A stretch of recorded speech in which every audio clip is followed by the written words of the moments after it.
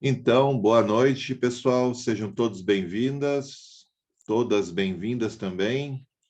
A gente inicia agora a sexta aula, né, da disciplina de Metodologia do Ensino do Jogo e do Esporte na Educação Física Escolar, do curso de especialização em Educação Física Escolar da Escola Superior de Educação Física, ESEF, né, da UFPEL, em parceria com a UAB, Universidade Aberta do Brasil, tá bom? Esse é o nosso 7º encontro. Eu sou o professor Ricardo Rezer, para quem está chegando agora. As aulas estão disponíveis no YouTube e no material de apoio. O material de apoio está no E-Aula, nós temos ali o nosso cronograma de aulas, né? É bom a gente sempre estar atento a ele, porque ele vai orientando a nossa investida, né? Por enquanto a gente está conseguindo mantê-lo, acho que a gente está indo bem, né? A gente vai fechar aqui o primeiro 1/3 da aula, né? O primeiro terço da disciplina, é o nosso 6º encontro, e a gente está tentando nesse primeiro movimento agora, né? A gente teve um primeiro movimento mais introdutório, melhor dizendo, nesse segundo movimento, a gente está tentando caracterizar melhor a questão do jogo, né? Tentar entender um pouco melhor que fenômeno é esse e como que a gente pode qualificar a nossa compreensão sobre ele no contexto escolar como sendo um conteúdo daquilo que a gente trabalha, né? Conteúdo da educação física escolar. Mas, nesse caso, o jogo se coloca como um conteúdo da educação física escolar, mas ele também se coloca como um fenômeno presente no mundo, né? Então, o jogo, como a gente está vendo, e vocês bem sabem, não se trata de um fenômeno estrito É da mesmo, né? educação. Está mais cheio do que mais cedo. Bruna, por favor, só fecha o microfone, tá? E a gente está vendo que esse fenômeno ele é complexo, no sentido assim, ele é escorregadio, no sentido assim da gente poder formular um conceito e dizer jogo é isso, né?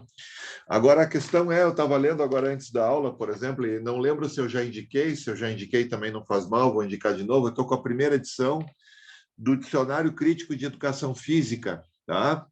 Ele é organizado pelos professores Fernando Jaime Gonzalez e professor Paulo Evaldo Festenseifer, da Unijuí. É publicado pela editora Unijuí também, e ele reúne na sua coletânea, né? É um dicionário, então ele tem verbetes e ele vai abordar esses verbetes a partir de uma leitura introdutória, e os dois organizadores convidam, né, pessoas do Brasil inteiro e de fora do Brasil para falar sobre temas que vêm estudando e temas da educação física. Eu estou vendo que alguns já têm, né, já tem contato, já tem o dicionário, conhecem, etc.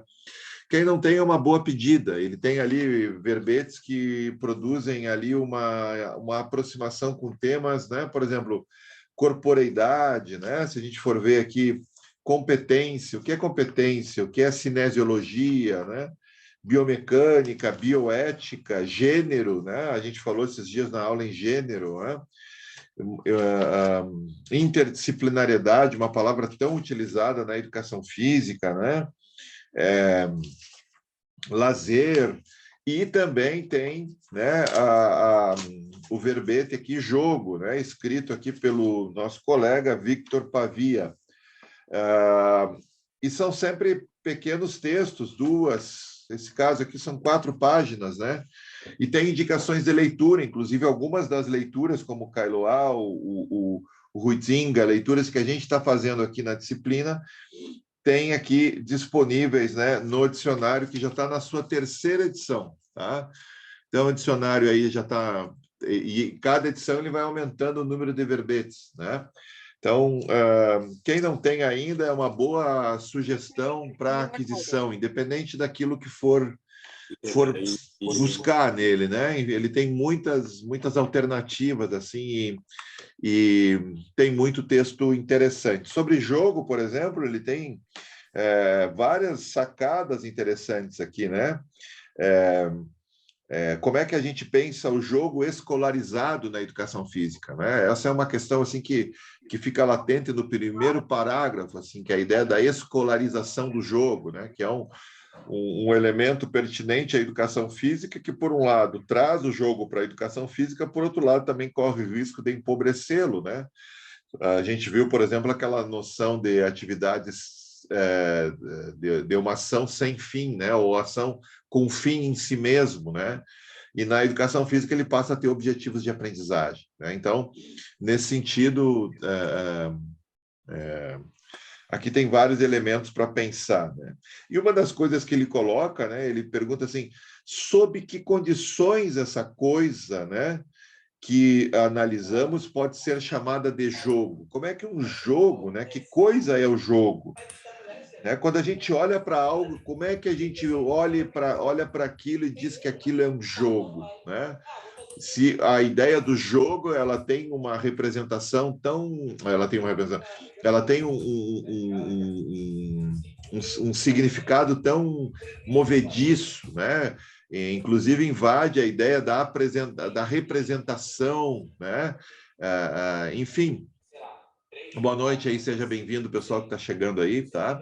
Então, mas como que a gente caracterizaria isso para poder entender melhor, para poder dizer, olha, isso é jogo, olha, isso não é jogo. Aqui tem elementos que a gente consegue mapear. Por isso, essa abordagem que a gente começou na aula da semana passada, já estava lá nos videozinhos que a gente tinha para acessar daquela série Homo Ludens, né? Com a professora Petícia, e agora essa aula que a gente teve semana passada, né? Mas uma das coisas que a gente vai vendo em quase todos, olha, eu venho trabalhando com jogo há bastante tempo, tanto do ponto de vista, desde o tempo que eu trabalhava na escola, verdade, mas do ponto de vista, assim, enquanto objeto de estudo, aí há um bom tempo, já vou dizer, em mais de 10 anos. E uma das coisas que a gente tem visto assim é que dos grandes consensos, né, que está no texto aqui do Victor Pavia, né, é dizer que o jogo sempre que em diferentes idiomas, em forma condizente, o termo jogo se utiliza para indicar união e movimento, né? Então, veja, e ele é utilizado como várias metáforas, né? Na arte, na economia, na política, se usa o jogo como metáfora. Então, existem alguns consensos, né? Essa ideia da união e o movimento é um desses consensos, né? E esses elementos que a gente mapeou na semana passada, a partir dessas duas referências, né? Um psicólogo russo, né? O Lev Semenovich Vygotsky e outro, o Johan Huizinga, essas duas referências distintas, um psicólogo russo e um antropólogo holandês, essas duas referências, elas se afastam do ponto de vista conceitual, mas elas nos ajudam a tentar entender um pouco melhor o jogo, cada um a seu modo, né? A ideia da relação entre as regras claras, regras ocultas, né? E as situações imaginárias, as claras ou ocultas presentes lá no Vygotsky, nos ajuda a pensar esse movimento, né, que o jogo vai tendo ao longo do desenvolvimento das pessoas, né? A ideia do Huizinga, a partir dessas categorias que a gente procurou abordar, ela também mostra essa potência do jogo, né? E dando continuidade a isso, hoje a ideia seria a gente trabalhar com mais algumas referências, tentando mapear melhor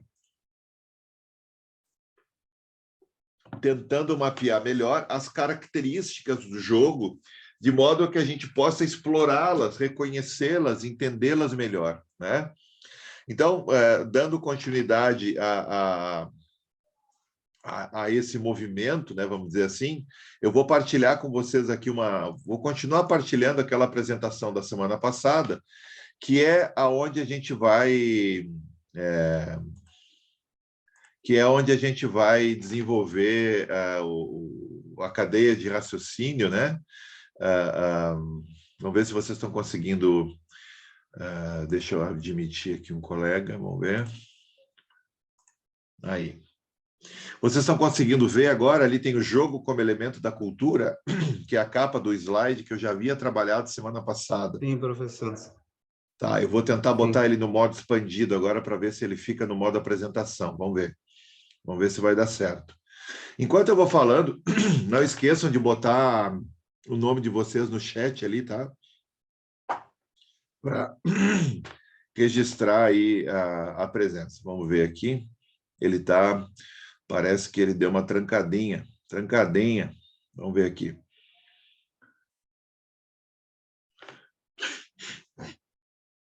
Lembrando que na semana que vem, a nossa aula ela é assíncrona, tá? Então, eu já tem lá previsto uma atividade, é uma palestra do professor da USP, o professor Marcos Neira, né?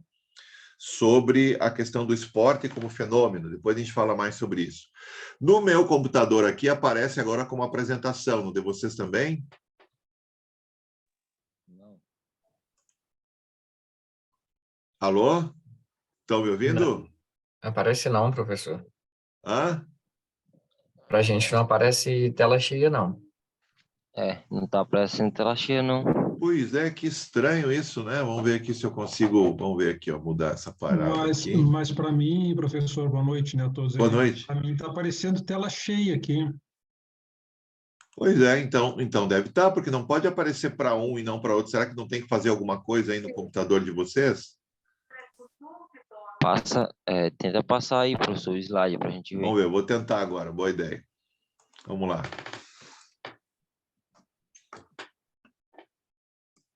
Aí, passei. Para mim não passou, continua. Para mim Pra mim também continua não. parado, não passou. Também não. Para mim também não. Está no primeiro ainda. Não passou para mim também. Vamos ver aqui.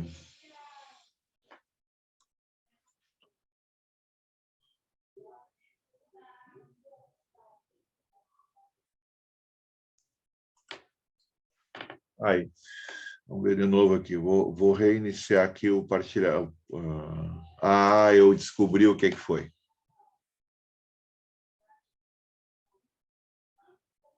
Acho que agora vai dar certo, ó.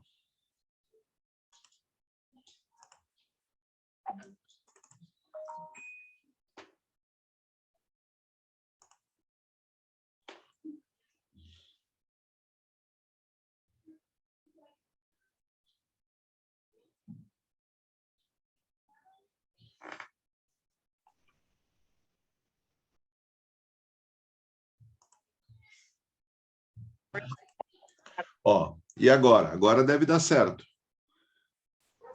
Ainda não, professor.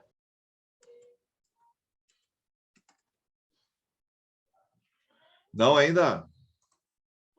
Não. Vamos de novo aqui. Vamos tentar mais uma vez. Se não der, eu deixo como na semana passada.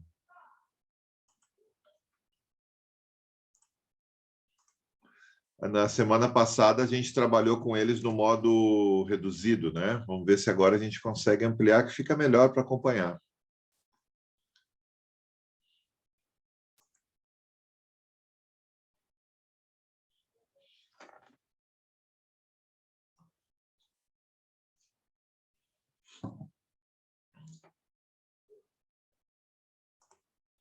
Ó, agora eu consegui, eu liberei para todos aqui. Vamos ver agora se aparece com a tela expandida, modo apresentação. Sim ou não? E mudei para o segundo, agora para o tela terceiro. inicial ali, com o título da apresentação e tal. Pra mim também. Isso aparece para mim na tela expandida. Agora, não sei se o senhor tentando passar aí para... Mas não sei se está aparecendo para todos também, né? Eu estou ali na parte do roteiro agora, no slide 2. Não, para mim não aparece, não. Não, ainda está na página Não 1. muda o slide, não. Não está mudando. Na página 1. Tá. Agora sim mudou. Agora está no roteiro. Tá, mas agora não está na apresentação, modo apresentação não, né?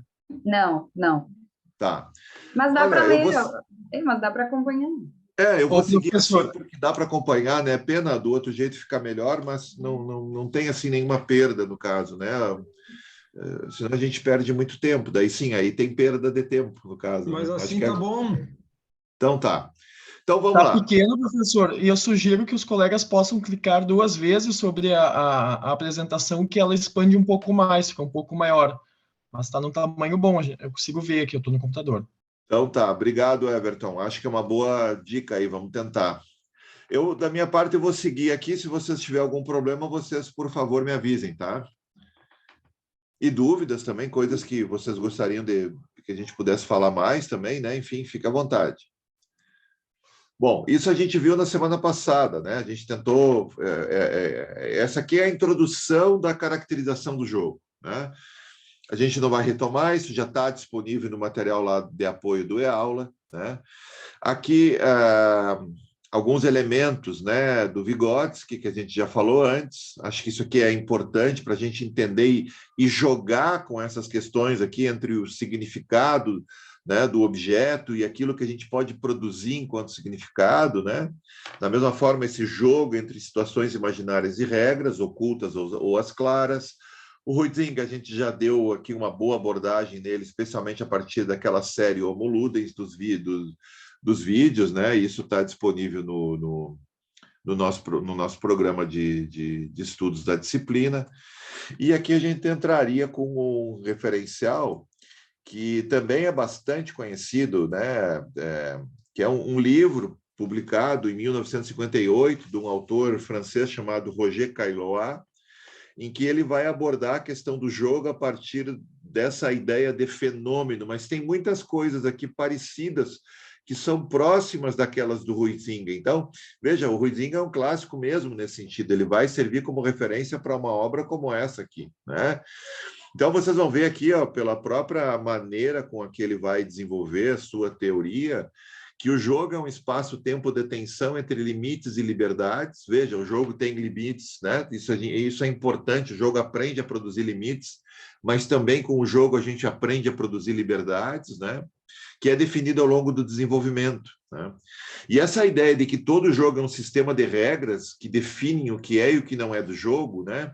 Aquilo que é permitido e que não é e que é permitido ou não, né? Isso é muito interessante para a gente pensar a formação ética dos estudantes. Porque, nesse caso, lembram, a ética é a nossa capacidade de reflexão sobre as nossas ações, sobre as nossas noções de certo e errado, bem ou mal, justo e injusto, e etc. E, nesse sentido, a gente pode pensar a regra como uma materialização de necessidades humanas, né? As regras surgem por necessidade. Elas não surgem porque alguém inventou, elas surgem do seio da necessidade. Se não há necessidade, a regra ela não teria sentido, mas ela tem necessidade. Ela precisa ser produzida para poder garantir, ou pelo menos poder produzir, a convivência entre as pessoas dentro de um determinado contexto. E não é qualquer convivência, é a boa convivência, né?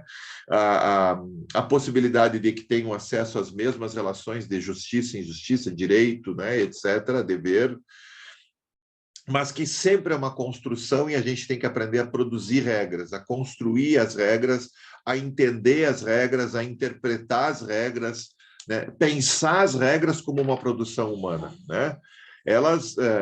As regras sociais, nesse caso, elas nos colocam num outro patamar, porque é como se elas fossem assumindo a condição de uma segunda natureza, né? Porque elas estão no plano da cultura.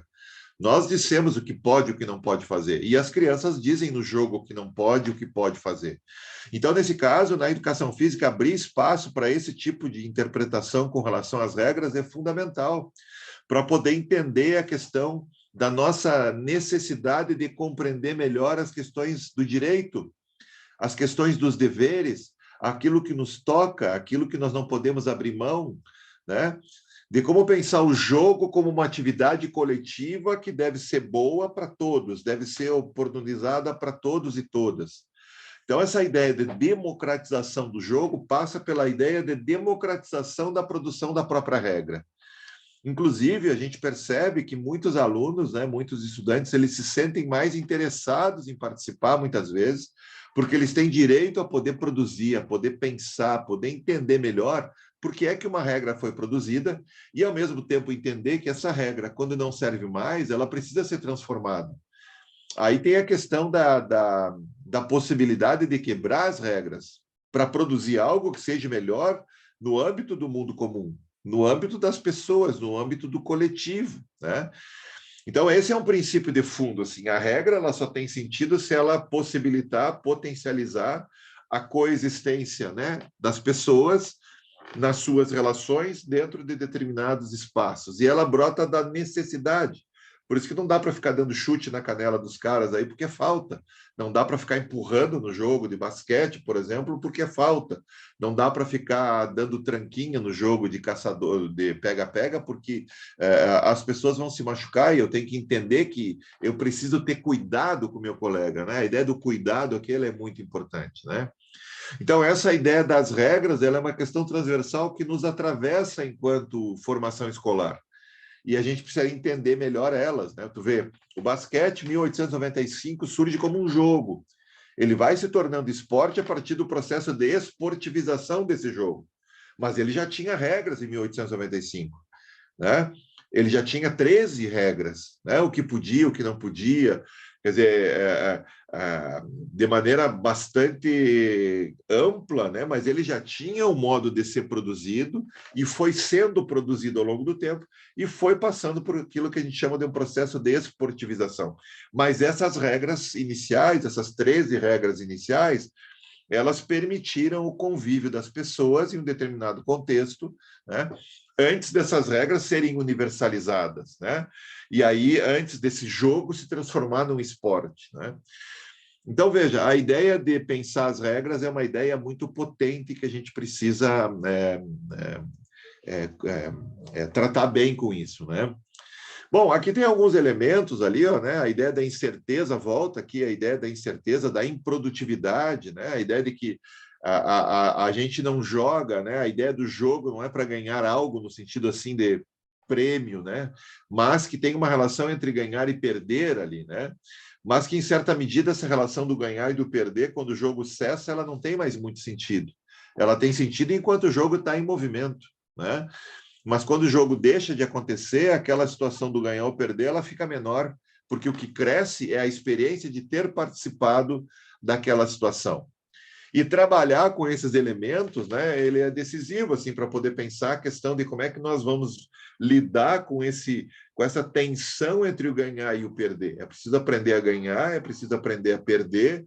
Nós vamos ganhar muito em aspectos dos mais diversos da vida, vamos perder muito também, né? E a gente precisa aprender a lidar com isso, né? Precisa aprender a entender melhor, né? Como que a gente vai proceder quando ganha, né? A ideia de o sujeito ganhou, mas aí ele começa a tocar uma flauta no outro, ele começa a tripudiar aquele que perdeu, etc., né? Se vangloriar. Como é que lida com isso, né? O sujeito perdeu, daí ele chora, ele se desespera, né?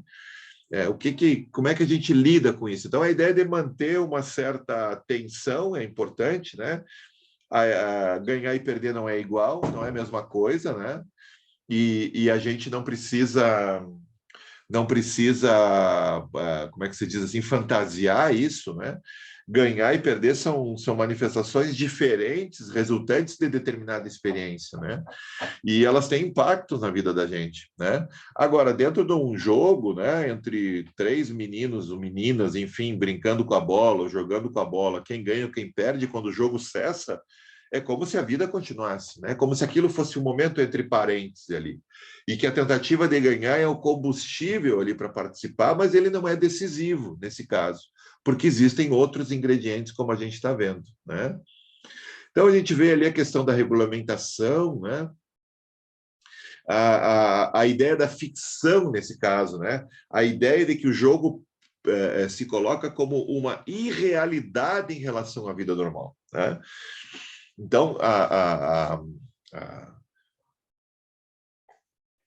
essa ideia da irrealidade, né, da fuga saudável da realidade, né, mas, ao mesmo tempo, um espaço para a representação da vida como ela acontece, né, é uma tensão que se estabelece no jogo que vai nos ajudando a entender como é que os alunos vão, por um lado, né, utilizando o jogo como uma possibilidade de escape, de fuga da realidade, mas uma fuga que pode ser saudável, né? No sentido de ser uma fuga que nos qualifica pessoalmente, né? Nos torna melhores, né? Mais aptos a poder lidar com as pessoas, né? Ou poder lidar com determinadas circunstâncias, né? Desde a questão das regras até as questões técnicas de desenvolvimento de um determinado jogo. Veja, para brincar de qualquer jogo, existem coisas que são do âmbito da técnica, né? O caçador tem que saber arremessar, tem que saber esquivar, então ele precisa ali de agilidade, que é uma qualidade física, né? Ele precisa ter velocidade, né? Ele precisa ter uma estratégia, ele precisa pensar o jogo, então ele precisa pensar o jogo é tratar o jogo taticamente, né? O que eu faço com a bola, o que eu faço sem a bola. Então ele tem uma série de ingredientes que são técnicos e táticos também, né? Um simples jogo de bobinho, de caçador, né? Mas aí está uns ingredientes, agora que eu vou falar, que o Kailoá traz, que é interessante pensar como uma espécie de fermento, né, que a gente pode pensar em cultivar, fazer crescer nas aulas de educação física, que é uma espécie de classificação dos jogos, onde ele vai usar o agon, a leia, mimicry e ilinx, que traduzindo aí do grego vai dar ali que está em cima, ó, competição, a ideia de agon, né, vem uma ideia de agonístico, uma ideia de agonia, né, o acaso, que vem a ideia de aleatório, né, a ideia da simulação, a ideia de mimesis que a gente falou antes, a mimicry, lembram? Falamos na semana passada, e a ideia do ilinx, que é a ideia da vertigem. Veja, esses elementos, eles são interessantes para poder pensar o jogo como sendo um tema da educação física escolar, né? E nós, muitas vezes, nos detemos muito na ideia do agon, da competição. Tanto que nós criamos a ideia de jogos cooperativos como uma ideia de poder tornar mais evidente o caráter cooperativo do jogo, que sempre está lá. Para o jogo acontecer, ele tem que ser cooperativo, senão acontece aquilo que o Huizinga chama do desmancha-prazeres, né? Então, o jogo, para acontecer, ele precisa de que as pessoas cuidem dessa experiência, né? E mesmo não sendo uma relação não necessariamente uma relação harmoniosa, mas ela precisa ser uma relação que permita a produção daquela experiência, né? E vai ter momentos em que não vai ser bom para alguém jogar, mas essa pessoa assume isso e continua participando. Quer dizer, ela mesmo numa situação de adversidade, ela coopera com os demais e continua jogando, né? Então, tem um campinho na frente da minha casa que às vezes meu filho vai jogar, às vezes lá. Ontem eu fui chamar ele, já era tarde. Tinha 3 meninos jogando, ele mais 2, né? Quer dizer, um goleiro e 2 jogando na linha, eles iam se revezando, né? Quer dizer, se eu chamo ele para casa, acabou o jogo, porque daí fica 1 contra 1, eles iam embora, tanto é que foram embora quando eu chamei, né? Mas o que eu quero dizer ali é que, nesse sentido ali, a ideia de que eles estavam cooperando entre si, porque eles estavam se revezando no gol, né? Cada um tomava um gol, nem dava muita bola, daí já ia outro, depois já mudava, já fazia. Então, essa ideia de jogos cooperativos, ela vem para evidenciar esse tipo de temperamento, esse tipo de comportamento. A ideia de que as pessoas vão tomar a cooperação como sendo uma característica central daquela experiência. Pero, né, se nós vamos levar a sério a ideia de jogo, não tem sentido falar em jogos cooperativos, porque a cooperação ela sempre está presente, ela é inerente, é mais ou menos como entrar para dentro, sair para fora, né? É algo que vem inerente na própria configuração da expressão. Da mesma forma, jogos competitivos, eles sempre têm algo que vai se colocar como uma tensão ali naquele processo. Mas a gente, por outro lado, a gente esquece nas aulas de educação física de usar essas outras categorias. A ideia do acaso, né? Existem jogos que a gente tem menos possibilidade de governabilidade sobre o desenvolvimento, de como que ele vai acontecendo, né? O jogo de cartas, por exemplo, por mais que aí eu não vou entender muito bem a questão mais técnica, mas o que a gente percebe é que, às vezes, jogando de maneira amadora, né, a gente não consegue vir fazer a carta que a gente quer que venha para nós. A gente não tem esse poder. O jogo do dado, se a gente joga com um dado que não é viciado, a gente não tem o poder de jogar o dado de tal forma que a gente vai jogar exatamente para ele cair no mesmo lugar. Talvez alguém que treine muito, né? E se alguém souber aí, por favor, me diga, que é sempre uma dúvida que eu tenho, né? Mas me parece que os jogos de cartas, os jogos de dado, né? E que mesmo nas outras manifestações esportivas sempre tem uma pitada de aleatoriedade, né? Que é o jogador que escorrega na grama, que é o jogador que tropeça, que é o jogador que, enfim, que é aquele participante do jogo, né? Que aí é o jogador é aquele que joga, né? Aquele que está em ação de jogo. né? Nesse sentido, é o cara que vai, em algum momento, se deparar com isso. Mas tem atividades, tem jogos, né? E isso parece estar mais evidente. Me parece que aí a carta, que eu dei o exemplo, jogo de carta, jogo de dados, né? Eles têm mais essa exposição, né? Onde nós não governamos todas as ações e nós dependemos de um acaso, de uma coisa aleatória que foge da nossa governabilidade, né? Por isso que eu falo, se alguém tiver mais elementos de outros exemplos, né, sobre essa questão do acaso, né? O acaso está presente na vida como um todo, né? Inclusive tem teorias ali que procuram explicar a produção da vida na Terra como um grande acaso, né? A ideia de que tudo vai se configurando de tal forma, né? Tanto é que não se encontrou ainda, pelo menos ainda, né, até vida inteligente como a nossa, em tese inteligente como a nossa, em outros lugares, né? Porque há uma série de elementos que produzem um planeta e pessoas que pensam, né, que podem produzir coisas, né? É uma série de ingredientes ali e muitas coisas a gente nem sabe, né? Falando com pessoas, ouvindo pessoas da física, pessoas aí que estudam essas coisas, né? A gente tem muita coisa que não sabe sobre nossa própria possibilidade de produzir a existência, né?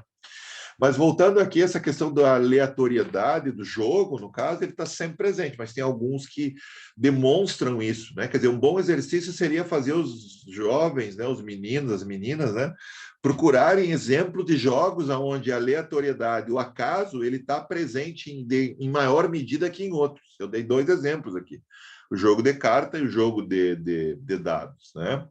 Essa ideia da mimicry, a gente já falou, né? A ideia de que a gente pode produzir semelhanças, a gente pode parecer outras coisas, a ideia do simulacro, né? E viver experiências dentro de outras perspectivas de mundo, tal como a vertigem, por exemplo, né? E essa é uma experiência muito comum em determinadas atividades que a gente vai chamar de...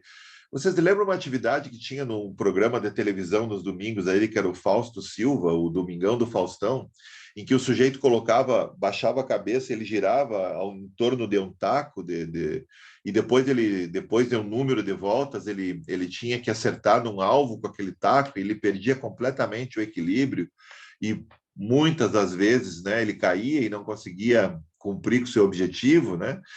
Então, essa ideia de vertigem, né? Não exatamente nesse sentido, mas a ideia de poder potencializar experiências que produzam a vertigem, como aquilo que acontece quando a gente salta sobre um colchão, por exemplo, né? De uma altura maior ou menor, enfim. De pensar esses ingredientes como sendo ingredientes que vão ser fermento para a gente poder pensar aquilo que a gente vai desenvolver nas aulas, né? Tem experiências belíssimas na educação física a partir do estudo com maior profundidade desse trabalho do Roger Caillois. Tem vários trabalhos da educação física que operam com o jogo a partir de Vygotsky, a partir de Huizinga, né, a partir do Caillois, a partir de Piaget, que a gente não está vendo, a partir de Elkonin, a partir de outros grandes referenciais, né, muitos a gente não vai ver aqui. Então, essa ideia de abrir um pouco esses referenciais que vêm de outros campos do conhecimento, né? Caillois morreu no final dos anos 70, no século passado, 1970 e poucos, ali, 79, 78, acho que foi 78, não tenho certeza, né? Então, é um contemporâneo também. Enfim, aqui tem, vamos dizer assim, aquilo que eu consegui pescar assim, de mais pertinente, né? Não é que o de melhor ele tem, mas me parece que para o curso é aquilo que é mais pertinente. Por quê? Porque aqui traz uma série de ingredientes que a gente pode tratar pedagogicamente e transformar em temas a serem abordados nas aulas. Aqui falamos alguns, né? Começando pelas regras e chegando, né, até a questão dessas categorias que ele vai trabalhar, né? Então, aqui tem uma potencialidade significativa, né? Alguma questão? Senão vou passar para o próximo. Alguém teria alguma dúvida, alguma coisa que gostaria de colocar? Ok? Então, vamos indo adiante, ó.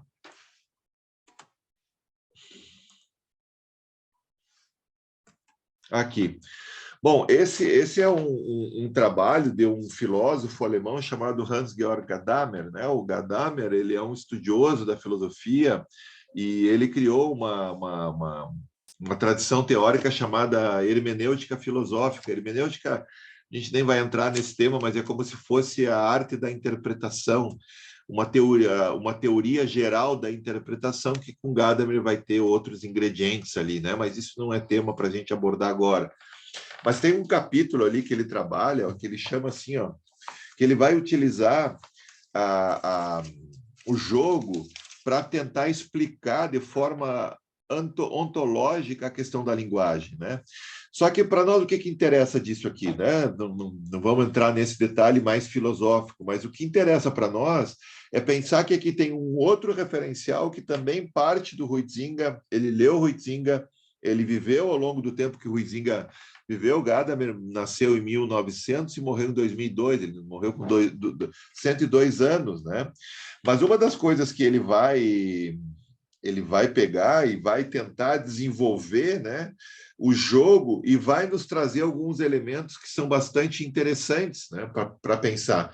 Novamente, a questão da necessidade do jogo como sério, a categoria, vamos dizer assim, seriedade como sendo outra categoria, né, outro autor, né, que nos traz aí a ideia da categoria seriedade como sendo necessária, né, a ideia do desmancha prazer volta aqui com força. Mas aí tem uma coisa, um ingrediente interessante aqui, ó. Pode-se dizer que para quem joga, o jogo não é uma questão séria e que é por isso mesmo que se joga. A partir disso, podemos procurar determinar o conceito de jogo. O que é mero jogo não é sério. O jogar possui uma essência própria, quer dizer, uma própria determinação para aquilo que é sério. Não apenas porque nisso se encontra sua finalidade, joga por uma questão de recreação, né? Mas o mais importante é o fato de que no jogar se dá uma seriedade própria, até mesmo sagrada. Isso a gente vê com as crianças, como eles não aceitam muitas vezes, né, a quebra de regras, né, a trapaça, como eles não aceitam muitas vezes porque o jogo passa a ter um caráter sagrado. Veja, o jogo como algo sagrado nesse caso. E o nível de seriedade, porque o jogo ele é mais sério para quem joga do que para quem assiste, nesse caso, né? Então, vejam, se alguém está assistindo alguém jogando, né, a ideia de seriedade tem um sentido. Mas a ideia de que o que é sério para quem não joga tem uma outra conotação. Então, aqui tem distinções a partir das interpretações que vão se dando, né, nesse sentido das relações que estabelece com o papel que a gente assume. O jogo só cumpre a finalidade que lhe é própria quando aquele que joga entra no jogo. E olha só que interessante, quando o cara entra no jogo, acontece um fenômeno, aqui tem uma distinção do Huizinga para a gente entender melhor, uma distinção do Huizinga para a gente entender melhor o jogo e entender um pouco do que acontece com as crianças no momento do jogo e até com os adultos, né? Quando o jogador entra no jogo, veja, o jogador passa a deixar de assumir, deixar de ser o sujeito do jogo e o jogo passa a dominá-lo tal como se ele fosse o objeto do jogo. Veja, tentando explicar um pouco melhor, né? Tá aqui no slide ali, ó. O jogador é jogado pelo jogo. Todo jogar, né, com essa ideia de entrar no jogo, quem entra no jogo é jogado pelo jogo. E aí está uma outra metáfora quando a gente faz coisas na vida da gente em que a gente entra nessa coisa. Pode ser a nossa atividade docente, pode ser uma pesquisa de especialização, mestrado, doutorado, pode ser um texto que a gente está escrevendo, pode ser um filme que a gente está assistindo, pode ser uma conversa com alguma pessoa, algumas pessoas. Quando a gente entra naquele contexto, a gente é jogado por aquele contexto. E, em certa medida, a gente até se perde. Por quê? Porque o contexto joga com a gente. E nós assumimos ali uma característica distinta da ideia de um sujeito. E o jogo passa a ser o sujeito que nos conduz, tanto quanto nós somos o sujeito que conduz o jogo. Por isso que, às vezes, a gente faz coisas ou vê coisas no jogo que as pessoas não fariam em uma outra situação. Porque o jogo nos coloca numa experiência de fronteira, uma experiência de fronteira do humano. E todas, bom, quem mora na fronteira sabe, né? Fronteira é uma zona perigosa, né? E muitas vezes a gente ultrapassa essas fronteiras, né? Da civilidade, por exemplo. A gente ultrapassa as fronteiras das boas relações, etc, etc. Por quê? Porque, em certa medida, a gente está sendo jogado. Vocês já viram uma cebola, né? Todo mundo aqui já viu uma cebola. A cebola, ela tem camadas, né? A gente corta ela, a gente vê direitinho ali. Tanto é que a gente vê isso aí no microscópio, lá em biologia, para ver a célula, né? Quando a gente leva lá, muita gente já fez isso, leva na aula, ou vai na aula, vai no microscópio e vê a célula a partir da cebola, etc. E a gente vê essas camadas, né? O ser humano é um pouco isso, né? Não no sentido tão, vamos dizer assim, definido, porque essas camadas são entremeadas, elas se misturam, né? Mas o jogo vai nos tirando algumas dessas camadas e vai nos mostrando de maneira mais definitiva como nós somos, como nós nos colocamos frente a experiências de fronteira. E as experiências de fronteira, como o jogo, como o esporte, como a política, elas nos colocam frente ao melhor e ao pior do humano, né? A gente vê coisas maravilhosas nesse sentido. Mas também a gente vê coisas muito sérias, muito perversas, etc., porque o jogo ele joga com o jogador e o jogador vai se colocando de acordo com as referências que ele possui, né? Então, todo jogar é um ser jogado, é ser jogado. O cara foi jogado pelo jogo, mais ou menos, né? A pessoa foi jogada pelo jogo, a guria foi jogada pelo jogo. E a gente vê muito isso, né? Quando a gente se perde, por exemplo, inclusive nas questões temporais. Né? Por quê? Porque, como está ali no próprio slide, o jogo cria, né? O jogo cria uma lógica própria, inclusive nessas tensões entre competição e cooperação. Né? Quando o jogo de bola entre adultos, né, passa a ser um jogo e não mais uma imitação do esporte, né?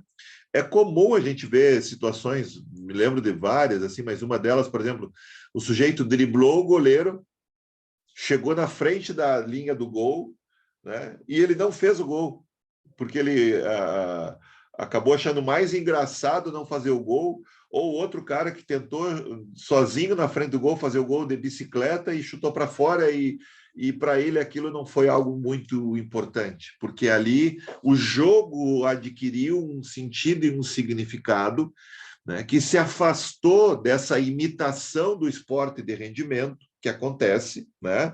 Nós muitas vezes jogamos aí um futebol, basquete, vôlei, e aquilo passa a ser uma imitação do esporte de alto rendimento, com códigos e sentidos e significados muito próximos daquilo que acontece, né, nas competições oficiais, mas também, mesmo entre adultos, há muitas vezes um afastamento dessa referência do alto rendimento, né? E essa imitação de um jogo formal, ela se constitui a partir de uma outra experiência que vai modificando as relações desses jogadores com o jogo, né? E ele abre oportunidades para fazer coisas que, num determinado momento de imitação do jogo formal, não aconteceria, não poderia acontecer, né? E se acontecesse, seria passível de uma crítica dura por parte dos colegas, dos adversários, enfim, daqueles que estivessem vivenciando aquela experiência lá, né? Veja, aquilo que eu falei antes, ó, o jogo não reside meramente na conquista, né? Ele tem outros ingredientes aqui, né? Novamente, a ideia do jogo como representação de mundo, né? Mas também dentro desses elementos a gente pode dizer esse jogo, né? Esse jogo entre o jogo como representação de mundo e o jogo como abertura de novos horizontes de mundo. Por isso que o jogo pode ser entendido como um lugar e tempo de produzir o novo, né? Uma nova relação, por exemplo, entre as pessoas, né, em determinado contexto, tá? Então, aqui tem um outro referencial que a gente traz através de algumas pinceladas, assim, o Gadamer tem 2 volumes aqui, Verdade e Método, Traços Fundamentais de uma Hermenêutica Filosófica, tem o tomo 1 e tem o tomo 2 também. A publicação original data de 1960 na Alemanha, né? Enfim, mas aqui tem uma outra relação ainda pouco explorada na educação física, né? Mas com esses 4 colegas aqui, vamos chamar assim, com todo respeito, né? o Vygotsky, o Huizinga, o Kailoa e o Gadamer, né? A gente tem aqui 4, vamos dizer assim, sugestões, 4 exemplos, 4 referências que são extremamente potentes para pensar a questão do jogo, né? E cada uma a seu modo, né? Elas vão produzindo determinadas explicações que vão nos ajudando a entender esse fenômeno, né? Vygotsky um pouco mais distante, enquanto uma referência diferente, vindo da psicologia, né? Mas o Huizinga, né? o Kailoa e o Gadamer um pouco mais próximos dentro do seu trabalho, dentro das suas referências, né? Até porque o trabalho de um perpassou, né? Eles leram os trabalhos dos colegas aí nesse sentido, né? Mesmo tendo áreas diferentes, a gente vê que o interesse pelo jogo é um interesse que evidencia, né, a curiosidade por um fenômeno complexo. Tá? Nós não vamos avançar muito mais aqui, porque dentro dessa lógica, o que a gente quer fazer hoje também é tentar pensar esses referenciais, né? Imagina, a gente podia fazer um curso, eu tenho estudado, por exemplo, o Gadamer há muito tempo já, desde a minha tese do doutorado, eu iniciei o doutorado em 2007, né? Então, terminei em 2010, daria para a gente fazer um curso sobre esse tema, mas a ideia não é isso, a ideia é pensar como é que esses referenciais que abordam o jogo podem nos ajudar a produzir explicações que interessem a educação física, né? Como o campo do conhecimento. Por isso a ideia dali, né, nesse bloco 2 que a gente inicia agora, pensando nexos da educação física com o jogo, pensando a educação física como um campo de conhecimento. Nós não vamos lá só para o entretenimento, para os alunos brincarem ao longo das aulas, né? Mas nós vamos pensando o jogo como um conhecimento. O jogo como um conhecimento que está no mundo, e que a educação física vai olhar para esse conhecimento, vai se interessar por ele e vai produzir um olhar, e a partir disso, a partir desse olhar, vai produzir referências para desenvolver nas intervenções em vários contextos, né? A gente vê o jogo nas escolinhas, né? A gente vê o jogo na escola, a gente vê o jogo numa academia inclusive de ginástica, as pessoas utilizam-se dos jogos, alguns em maior medida, outros em menor medida, né? Depende do contexto, né? Mas não é incomum, por exemplo, a gente vê numa escolinha jogos de bola com as mãos, né? Para os alunos aprenderem basquetebol, jogos de bola com os pés para aprender sobre futebol. Então, essa ideia de como que o jogo também vai se constituindo como um elemento que vai sendo produzido a partir de uma tentativa de aproximar com a manifestação do esporte, né? Com o esporte, a ideia dos jogos esportivizados. Mas a gente tem que ver também que não são só esses jogos, né? Por exemplo, estava abrindo aqui agora um texto aqui dos colegas aqui lá da Federal do Espírito Santo, Tavares, né? Enfim, e lá eles classificam jogos de salão, jogos esportivizados e... Enfim, a gente vai ver várias, não me lembro o terceiro agora, depois até eu abro o texto ali, mas a gente vai ver várias classificações do jogo nesse sentido, né? Mas o jogo enquanto concepção, né, me parece que aí está o grande nó, né?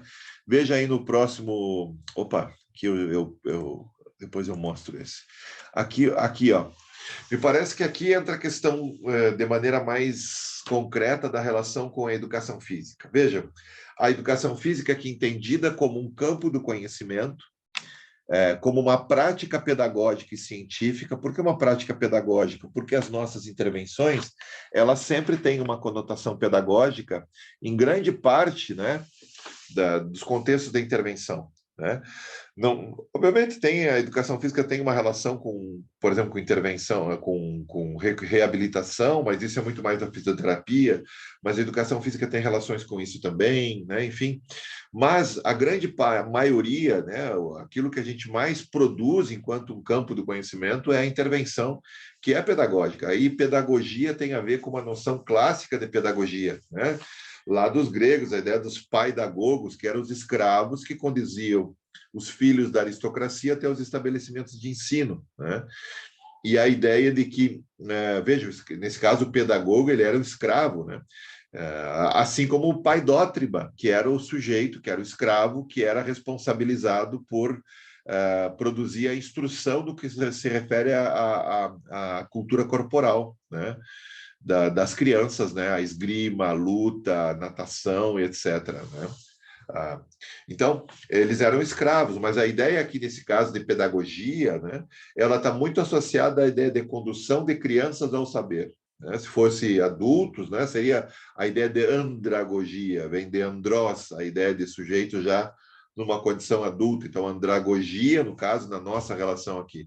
Mas a gente, por uma questão de convenção, vai falando em pedagogia nesse caso, porque aqui o que está mais em jogo é a ideia de pensar a pedagogia como uma possibilidade de condução ao saber. E essa condução ao saber não se faz sozinho, no sentido assim de um contexto de aula. Ela é produzida pela relação de sentidos em comum que se produz ali, né? Então, por isso que a educação física ela é uma prática pedagógica, mas também científica, porque ela vai se debruçar a estudar tanto questões conceituais, como essas que a gente está estudando aqui, questões de concepção, né? Desculpe.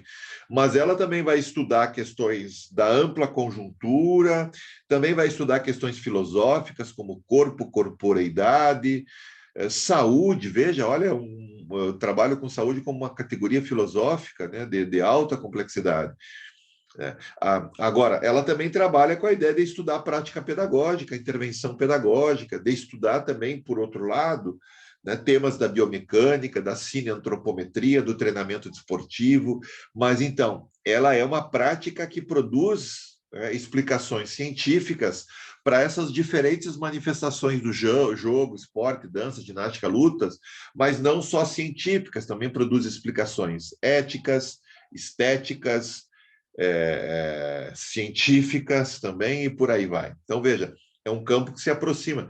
Tem um autor chamado Inesio Pena Marinho, que em 1950 e pouco, se não me engano, não vou saber precisar a data, né? Ele lança um texto, e nesse texto ele diz que, acho que é mais recente, tá? Talvez aí já dos anos 80, 70, 1970, 80, por isso que eu não vou poder precisar o texto, mas a sacada dele é genial, né? O Inesio Pena Marinho diz que a educação física é um cruzamento entre a ciência, a filosofia e a arte. Veja, e se a gente for ver mesmo, dentro daquilo que a educação física se constitui, né, a gente percebe aí uma série de mecanismos, de ingredientes, de temas, de produções que vão se aproximar da ciência, mas também vão se aproximar da filosofia e da arte. Veja, a educação física como arte, né?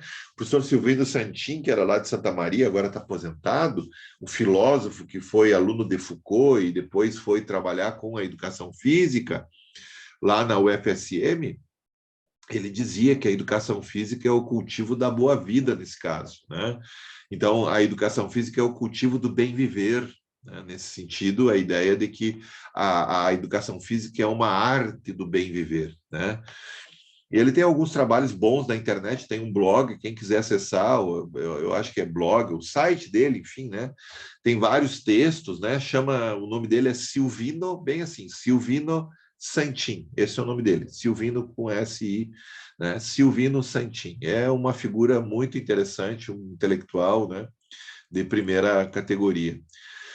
A ideia de cultura corporal de movimento, aqui a gente tem que entender que a cultura, ela é a cultura, em primeiro lugar, a gente já viu isso lá no primeiro, segundo slide, olha só, a partir do Max Weber ali, ó, a ideia da cultura como uma teia de sentidos e significados produzidos historicamente, na qual nos inserimos tecendo-a, né?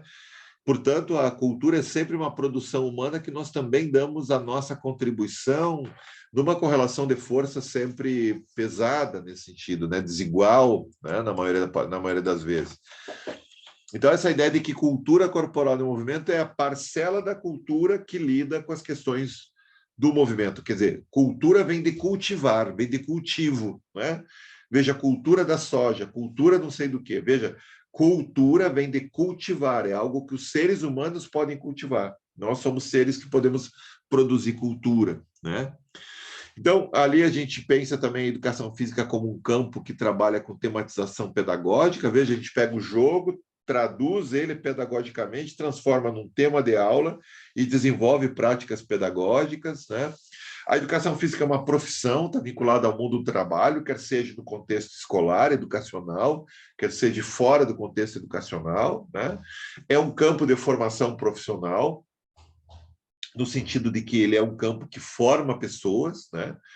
Mas também é um componente curricular na escola. Então, esses ingredientes ali eu puxei lá do professor Mauro Betti,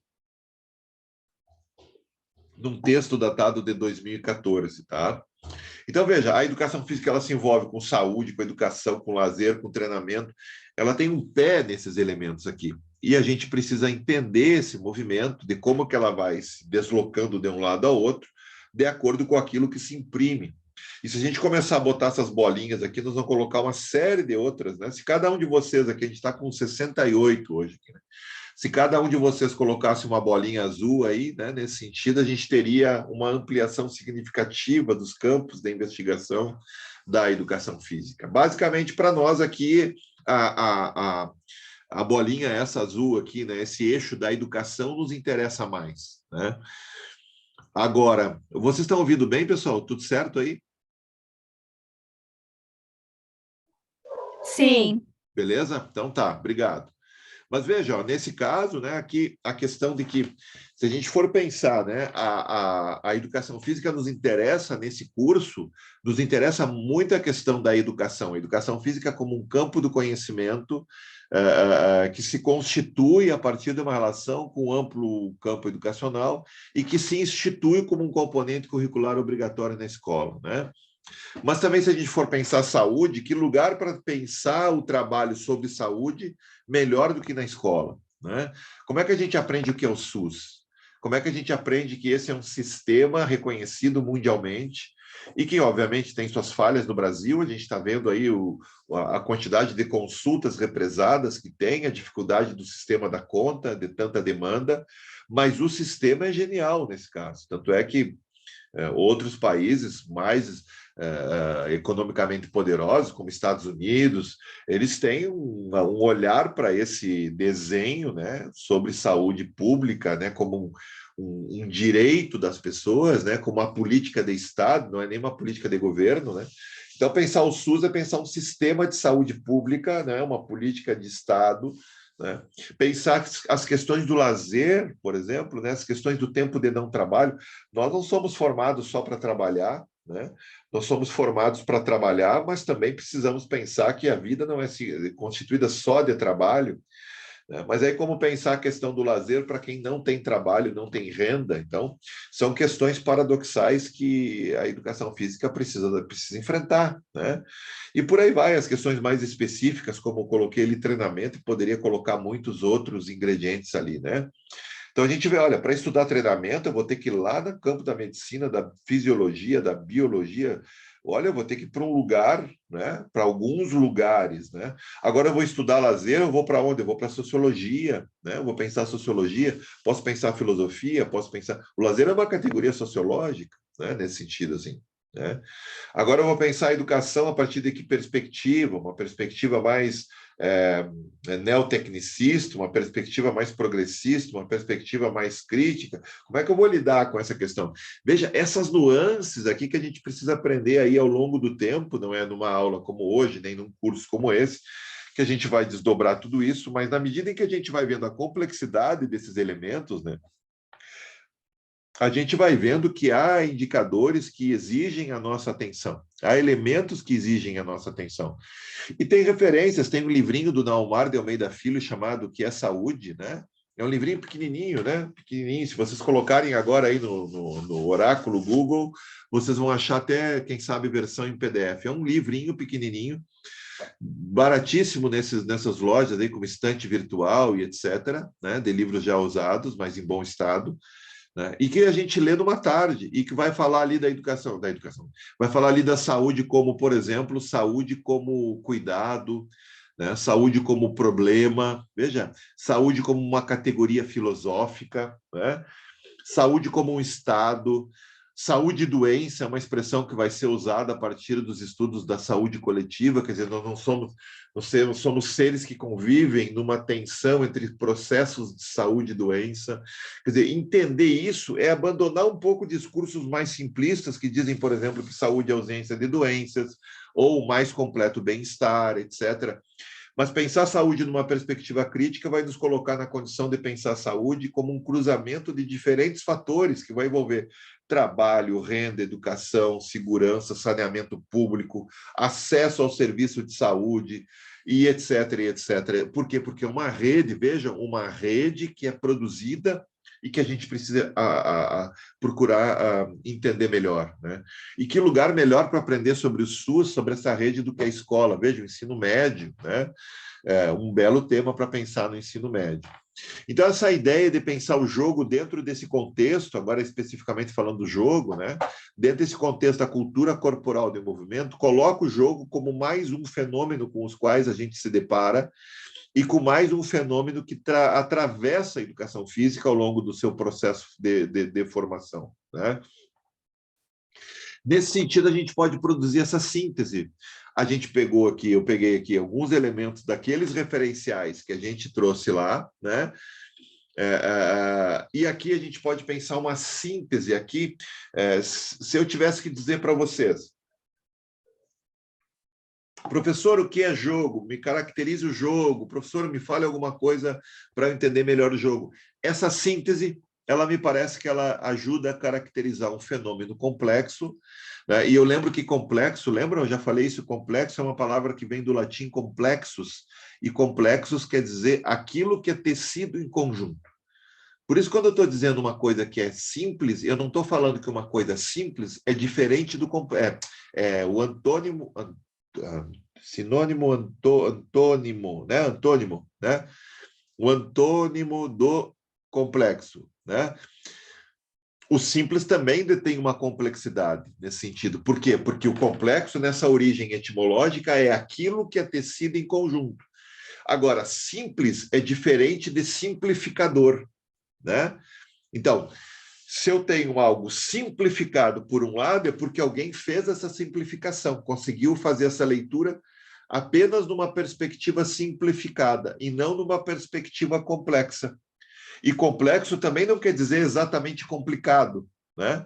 Complexo tem a ver, então, com essa origem etimológica de algo que é tecido em rede, em conjunto, tem uma série de elementos.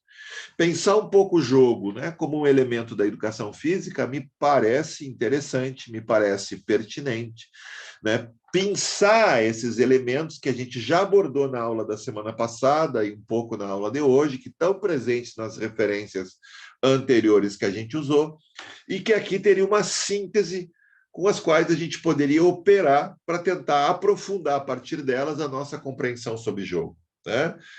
Veja, uma coisa é dizer que o jogo é uma atividade de ocupação livre ou voluntária, né? E eu concordo com isso. Outra coisa é pensar como é que isso se desdobra na educação física escolar, sendo que lá os alunos nem sempre estão lá por opção, nem sempre estão lá com o desejo ou com essa liberdade de poder, com esse voluntarismo, né? Então, a gente tem que pensar como é que nós vamos lidar, porque aqui vai haver uma tensão, né? O sujeito diz, não quero brincar, não quero jogar, não estou afim. E o professor tem que ter elementos ali, então, para poder enfrentar isso, né? Tá, mas por que uma criança não gostaria de jogar, não gostaria de brincar? Essa é uma pergunta que a gente pode fazer, né? Eu me lembro de uma aluna que não queria participar das aulas de educação física, mas que eu brincava o recreio inteiro, né? E eu fui identificar isso no recreio, por isso que o recreio é ótimo da gente passear pelo recreio. O recreio é um tema de investigação, recreio é um tema de reflexão, o recreio mostra o mundo em síntese, né? Quer dizer, a educação física, ela só tem sentido fora dela, se ela contribuir para qualificar as relações fora da educação física, né? Se ali na educação física o cara aprendeu coisas que vão fazer ele jogar melhor no recreio, com mais qualidade, né? Com uma condição de maior sentido coletivo, com maior capacidade técnica, com maior... Enfim, vejam, é que nem no português, tu não aprende o português para escrever só na escola, tu aprende o português para aprender a ler e escrever nas coisas do mundo, né? Na educação física eu vou aprender sobre jogo para poder jogar na vida, jogar no mundo, né? Com as outras pessoas, né? Etc, etc. Quer dizer, não tem sentido uma disciplina se esgotar nela mesma. A matemática só tem sentido se ela servir para as pessoas entenderem como é que funciona o mundo na perspectiva, né? Pelos óculos da matemática. É possível viver sem matemática? Né? A matemática é prima irmã da lógica, a lógica é um ramo da filosofia, mas então a matemática também tem uma relação com a filosofia. Veja como é que essas coisas vão se colocando, né? Eu conversar com uma professora de matemática, não sei se eu tenho alguém da matemática aqui, né? E perguntei para ela o que é um conjunto vazio, e ela me disse que o conjunto vazio é um conjunto de nada, né? O que tem no conjunto vazio e nada? E eu perguntei para ela como explicar o nada sem pensar isso como uma categoria filosófica, né? O que é o nada? Né? Então, a ideia de pensar a matemática como uma possibilidade de entender o mundo pelo horizonte da lógica é uma ideia que nos interessa, né? Mas só tem sentido pensar isso se estruturar para fora da escola, né? Se a gente conseguir incorporar esses elementos do ponto de vista de alguém que estudou isso e por esse viés consegue entender melhor o mundo, consegue entender melhor as coisas do mundo, né? Então, a história tem sentido na medida em que a gente passa a entender como é que o mundo se estruturou, como é que ele vai se estruturando e que consequências desse passado tem no presente que engendram elementos para pensar o futuro. Né? Então, essas disciplinas, elas só têm, inclusive a educação física que a gente está falando aqui, só tem sentido se elas se colocarem como algo que extrapola o seu contexto específico, como um componente curricular na escola. Né? A arte, então, não é só para fazer atividades de arte, artísticas, né, como se diz na escola, é para entender o mundo pelo óculos da arte. Né? E a educação física é para entender o mundo pelo óculos da cultura corporal de movimento. Né? E aí, nesse caso, tem um deslocamento, por quê? Porque as práticas corporais elas deixam de ser remédio e elas passam a ser uma atividade que nos produz vida, né? Atividade que nos dá vida nesse caso. Né? Então, me parece extremamente fecundo pensar esse deslocamento da ideia das práticas corporais, né, como sendo um remédio, a gente nem gosta de tomar remédio, né, para a ideia de algo que pode que nós, a partir do qual nós podemos produzir vida. Né? As práticas corporais nos permitem produzir vida, e não numa lógica de nos afastar da morte, nesse caso. Né? Então, veja, aqui pensando o jogo de maneira mais específica, tem elementos, né, que a gente já falou, acho que todos eles, né, que a gente agora precisa tentar elaborar. Vai tentando elaborar isso aqui, vai tentando melhorar, ver como é que a gente consegue agora pensar, bom, se o jogo é uma necessidade humana, quer dizer que as crianças têm essa necessidade. Né? Isso é uma coisa que joga a nosso favor, né? Usando uma metáfora aí com a questão do jogo. Né? Então, aí as questões das regras, etc., etc., né? Me parece que aí tem ingredientes muito legais para pensar o jogo, né? Na aula da educação física. Né? Vamos seguir. E a cultura corporal de movimento, nesse caso, passa a se colocar como um objeto de conhecimento da educação física. Isso vai se dar muito no pós-crise de 1980. Vocês devem lembrar, lá em 1980, teve aquilo que se chamou de movimento renovador da educação física, né? Onde determinados professores começaram a estudar fora do Brasil. Alguns foram para a filosofia, outros foram para a sociologia, e foram para a Alemanha, foram para os Estados Unidos, foram para, enfim, para a Espanha, foram para outros países e voltaram com determinados referenciais que vão impactar no campo. Né? Na linha da atividade física e saúde, por exemplo, é um referencial muito próximo lá da América do Norte. Né? Mas se for pensar, por exemplo, né, a transformação didático-pedagógica do esporte lá do professor Eleanor Kuntz, vai pensar muito mais próximo de uma perspectiva europeia. Assim como vai pensar o Coletivo de Autores. Se vocês leram o Coletivo de Autores, que é um livro lá de 1992, Metodologia do Ensino da Educação Física, vocês vão lembrar que ali no pano de fundo tem uma perspectiva marxista, que constitui o seu arcabouço teórico e que se desdobra numa série de elementos para pensar, por exemplo, as práticas corporais como uma possibilidade de acesso democratizado. né, dos seres humanos sobre suas potencialidades. Quer dizer, já não é mais aquilo, naquela lógica, não é uma mercadoria a ser vendida, mas sim um direito das pessoas, da classe trabalhadora, né, aprender sobre aquilo que ela tem como potência, experimentar, experienciar, expressar-se, né, em situações de não trabalho, né? Então, ali tem uma ruptura. Até então, a educação física tinha uma exclusividade com a lógica do paradigma. Paradigma é modelo, né? Se a gente pensar lá a origem do termo no grego, lá, paradigma tem a ver com modelo. E o modelo biologicista de corpo, movimento, corpo como objeto, movimento humano como deslocamento, né, no espaço, né? Isso durante muito tempo operou na educação física e ainda opera porque tem consequências esse período, né? E essa crise ali dos anos 80, onde se pergunta, olha, a educação física precisa estar em crise, precisa pensar aquilo que ela produz, aquilo que se coloca, né, no seu interior, como que ela vai lidar com a conjuntura contemporânea. Vamos pensar os anos 80, um período que vai haver uma abertura política na realidade brasileira, né? E essa abertura política se desdobra nos campos do conhecimento de várias formas, né? E abre uma frente progressista no campo da educação física brasileira. E aí vai se colocando estudos numa dimensão histórica, social, cultural, pensando o corpo e o movimento como fenômenos não mais biológicos, mas como fenômenos sociológicos, como fenômenos filosóficos, como fenômenos antropológicos.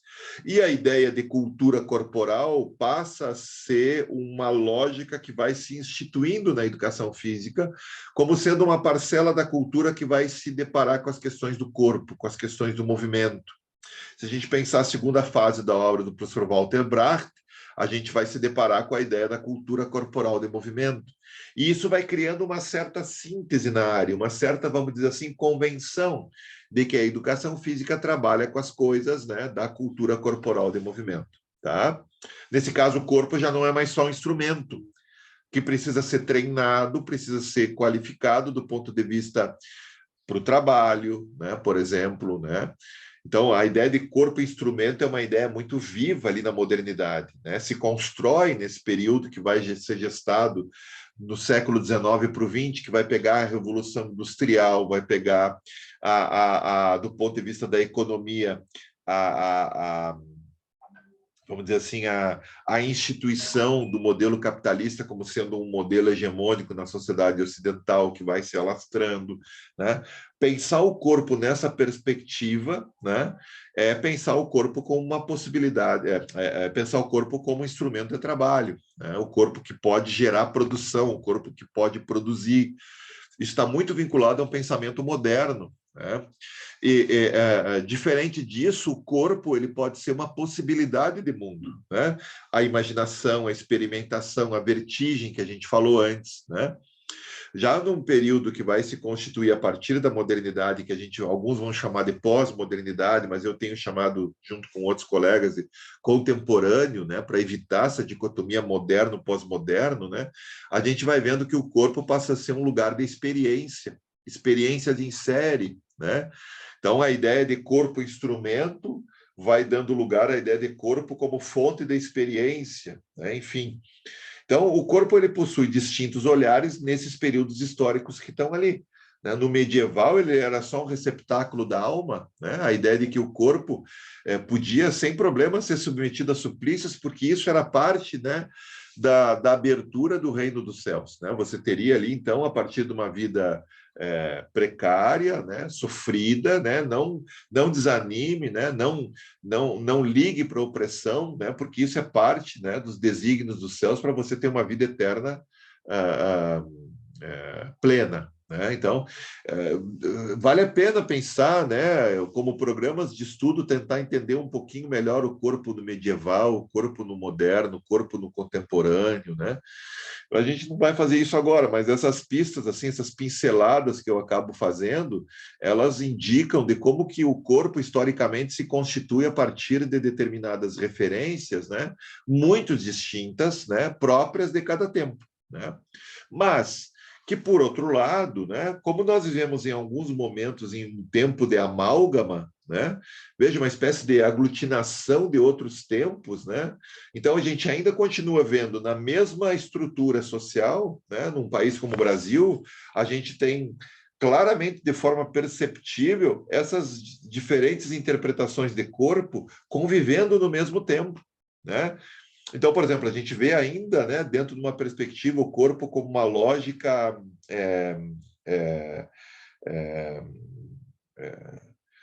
como receptáculo da alma, né? Essa ideia de como que o corpo se vê como uma passagem para a vida eterna, né?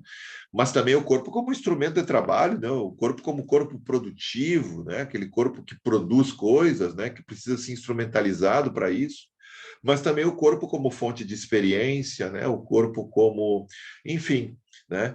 A gente percebe que no tempo que a gente vive, a gente percebe não só nessas questões que eu falo, mas em muitas outras, né? Um amálgama de outros tempos. Parece que o medieval e o moderno, a partir de uma releitura, acabam se encontrando no contemporâneo, né? Então, a gente tem responsabilidades a partir daí, a partir desse entendimento, né, do jogo como uma manifestação da cultura corporal de movimento, né, como uma forma de expressão das potencialidades humanas, né? Portanto, um campo de experimentação e de criação. E é necessário a gente pensar isso, né? Vejam, desde o início a gente está falando, né? As aulas aqui. Sempre essas questões, né? Entre saberes para o esclarecimento, coisas mais amplas, e saberes para o agir prático, quer dizer, coisas que a gente pode pensar como tema de aula, né? Então, vamos fazendo esse movimento. A gente já viu que hoje, por exemplo, teve várias situações como essa em que a gente vai produzindo essa tensão entre aquilo que é mais amplo, que precisa ser reconhecido na sua complexidade, e aquilo que pode ser fermento para poder pensar a intervenção, que é algo que a gente não pode desconsiderar, né? E por isso que a gente vai ver daqui a umas 4 semanas, 5 semanas, vamos entrar, talvez menos até, na questão metodológica, que é um pouco da ideia do como, né, que a gente pode produzir experiências nesse sentido, tá? Buenas, seguindo aqui, uma passagem aqui do professor Walter Bracht, num livrinho lá de 99, se torna fundante para a educação física ver as atividades físicas ou as práticas corporais que perfazem nossa cultura corporal de movimento como construções históricas, veja, historicamente produzidas. Elas se apresentam não hoje, mas vêm num movimento histórico que vai representar, né, vai trazer junto consigo o movimento histórico da produção da vida ao longo da história da humanidade, né? E não mera consequência de ordem natural, com sentidos e significados advindos dos diferentes contextos onde foram construídos pelo ser humano, né? Por exemplo, a corrida como realizada no atletismo não é uma manifestação apenas biológica do corpo, mas uma construção histórica com um determinado significado social. Mas qual é esse significado? Então, veja, para pensar o atletismo, né, tem vários campos que vão orbitar esse tema. O atletismo é um esporte, mas o correr, ele está para além do esporte. Eu posso correr com vários sentidos e significados. E esse foi um tema tratado com os alunos, né? Por exemplo, me lembro em aulas de atletismo, né? Onde é que a gente corre em velocidade no cotidiano? E aí surgem os mais diferentes argumentos, né? Correr do cachorro, correr para pegar o ônibus, fugir da chuva, até surgia na aula, né? Fugir da mãe que quer dar uma chinelada na gente, né? Então, nesse sentido, a ideia de qual é o significado para um atleta isso, né? Então, veja, para entender isso, eu preciso entender numa perspectiva sociológica, né? Mas é fundamental para pensar agora a questão do esporte, né? É fundamental, deixa eu só desligar aqui.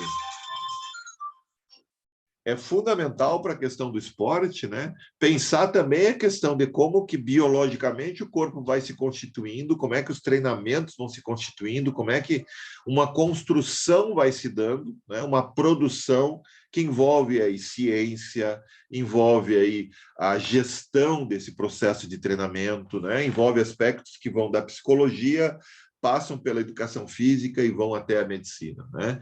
Então, vejam, se a gente coloca nessa condição, o atletismo ele é um campo de estudos multidisciplinar, né?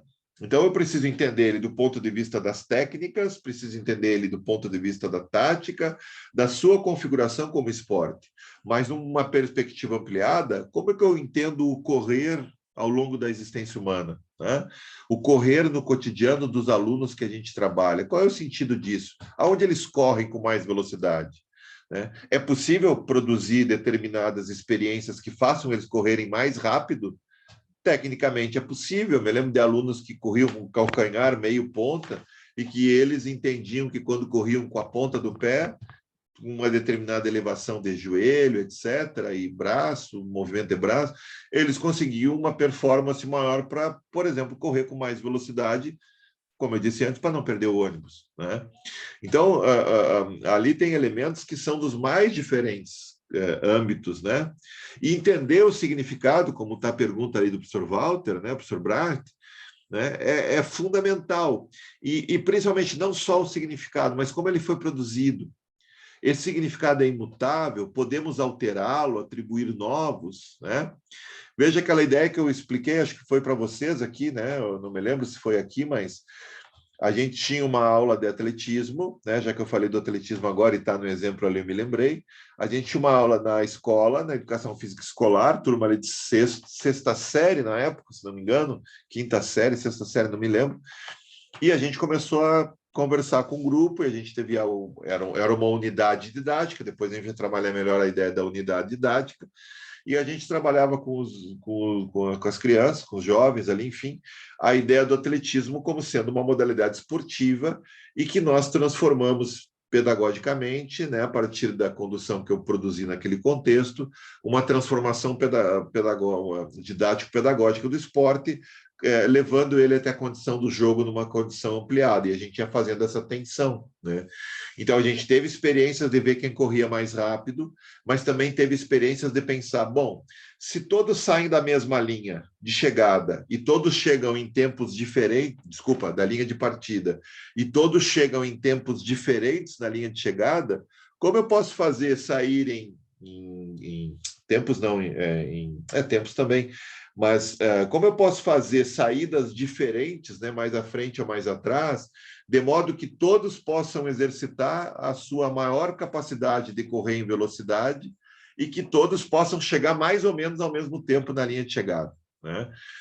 Essa é uma experiência interessante, que muda um pouco o significado de chegar mais rápido. Nesse caso, a turma vencia quando as pessoas chegavam ao mesmo tempo ou perto ali, né, numa condição muito próxima de tempo, né, de vencer ali a linha de chegada. Então, ali tem ingredientes que fazem as crianças pensarem, bom, mas por que a gente sempre tem que sair do mesmo lugar se a nossa condição não é a mesma? Tem gente que corre muito mais rápido, tem gente que corre muito mais devagar, tem gente que corre no seu ritmo, né? Como que a gente constrói essa noção de ritmo? Como é que a gente experiencia isso, né?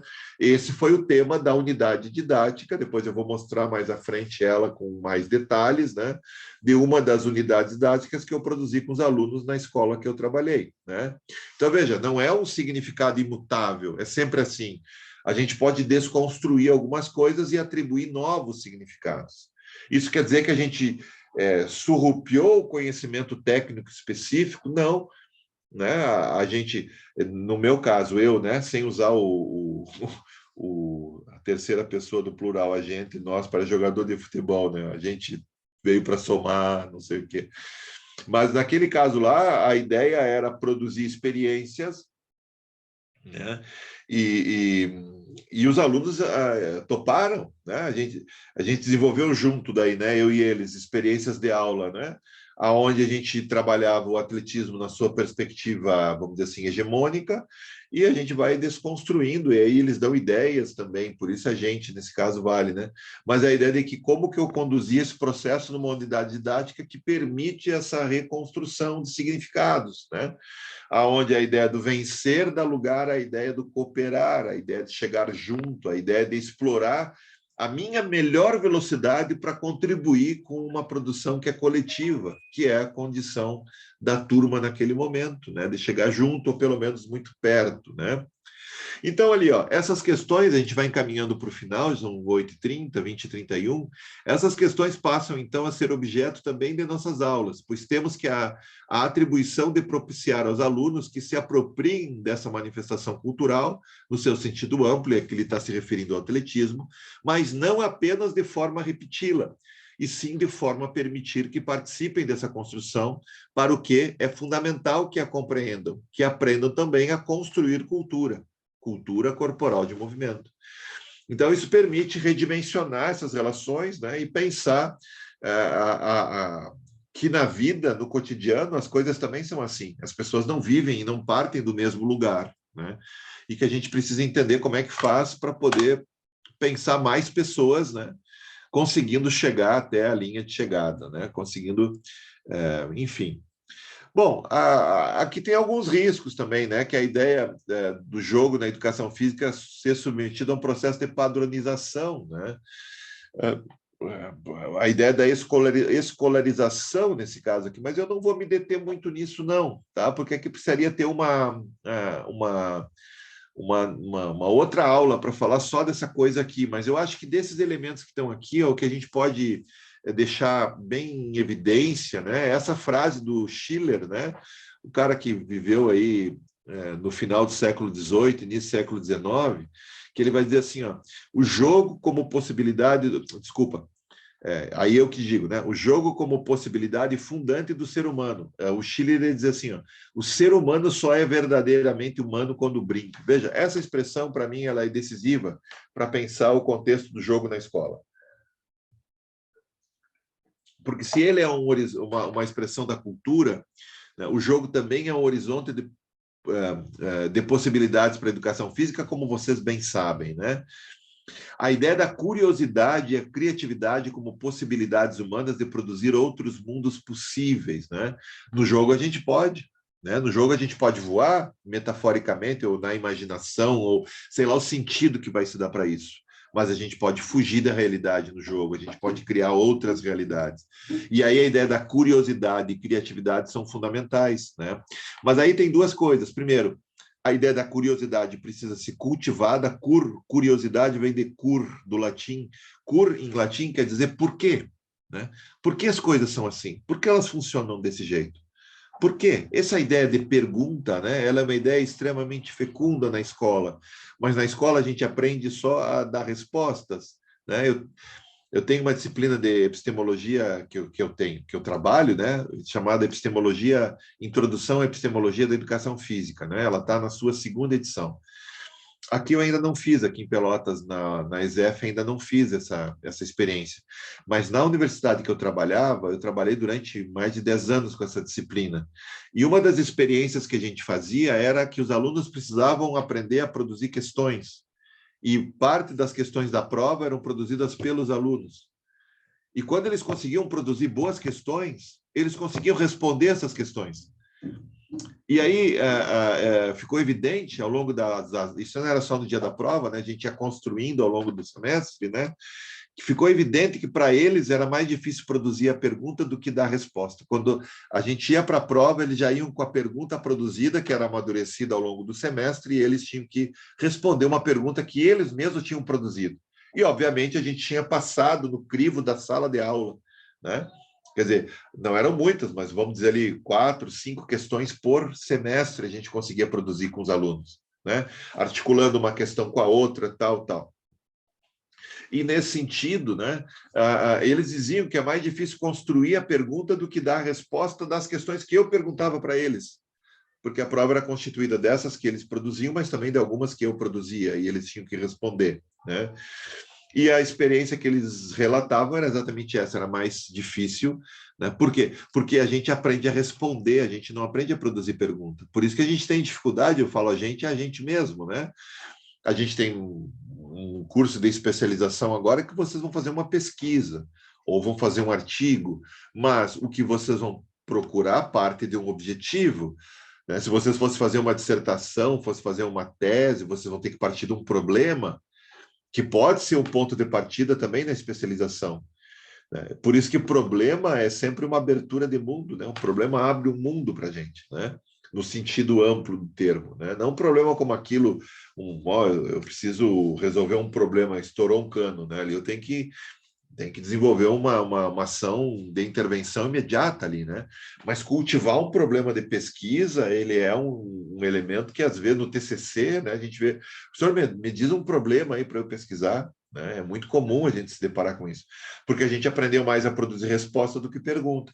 E a ideia da criatividade, ela também passa um pouco por essa, vamos dizer assim, essa vulgarização, né? A gente pensa que a criatividade é um dom natural, né? Parece que do nada se cria tudo, é a nossa noção divina de criação, né?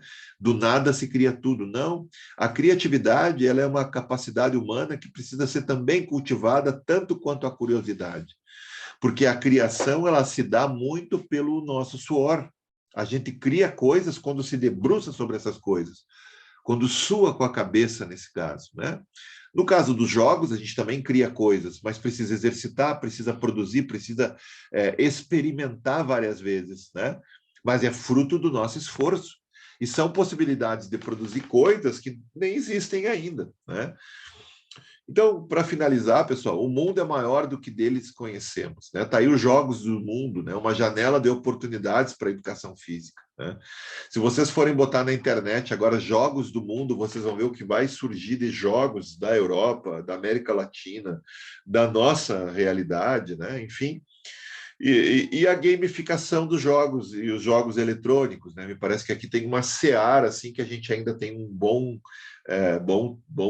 uma boa distância, ainda um bom caminho para percorrer, né?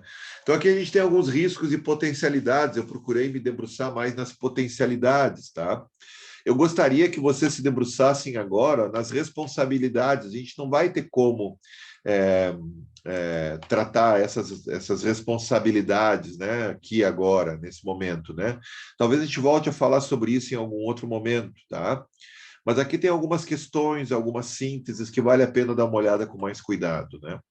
E aí eu vou finalizar lembrando uma frase do professor Elenor Kuntz, professor aposentado, foi durante muito tempo professor da UFSC, depois professor visitante na UFSM, né?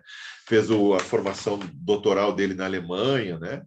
Ele diz assim num texto lá de 2001, ó, somente se nós mesmos percebermos como nosso saber e nossa cultura são formados, esse saber ou essa cultura poderá nos formar. Quer dizer, nós vamos entender sobre como as coisas que a gente lida no cotidiano são produzidas, né? Da onde vem para onde vai, né? Como que eu lido com esses elementos, de modo que possa ter uma compreensão mais elaborada sobre as coisas do cotidiano de maneira geral, mas sobre as coisas específicas do meu trabalho de maneira específica. O jogo, nesse caso, entra como uma dessas coisas específicas, né?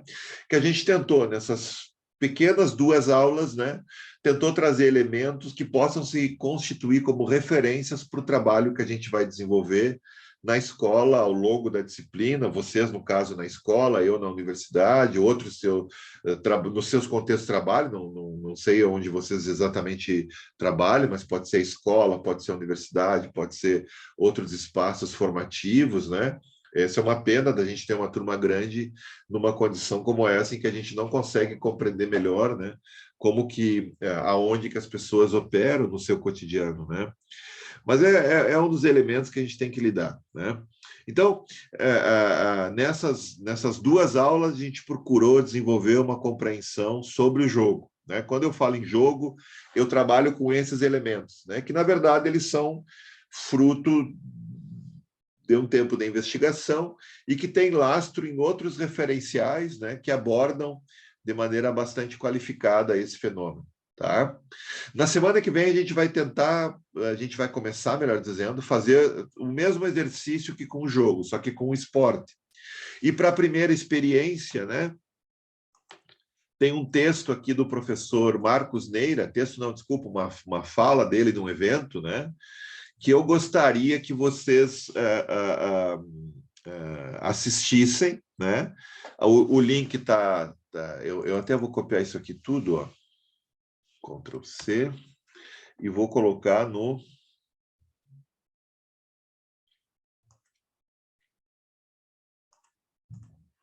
Vamos ver o chat aqui, onde é que está agora.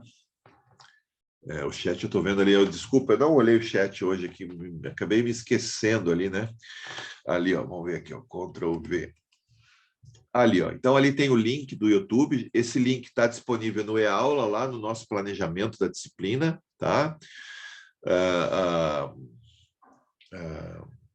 Por favor, assistam semana que vem e tragam questões para a gente falar no início da aula, né? Se um jogo passa a ser federado, olha quantas questões ele deve ter passado hoje, né? Deixa de ser considerado um jogo e reconhecido como um esporte, exemplos. Sim, os jogos vão perdendo as suas características como nós a mapeamos agora, tá, José? Só para finalizar com a tua questão ali. Os jogos vão perdendo as suas características e vão criando outras. É essas outras características que, a partir da semana que vem, a gente vai estudar de maneira mais concreta, tá? Vou parar aqui a apresentação só um pouquinho. Então, há outros elementos ali para a gente pensar a questão do esporte, tá bom? Então, se agora a gente fez um mapeamento de características do jogo que podem nos ajudar a compreendê-lo melhor conceitualmente, por consequência, qualificar a nossa intervenção frente a esse fenômeno nas aulas, considerando eles um conhecimento, né, que a gente transforma em conteúdo, que é originário da cultura corporal de movimento, na semana que vem a gente vai ver tentar fazer o mesmo exercício a partir da semana que vem com a questão do esporte.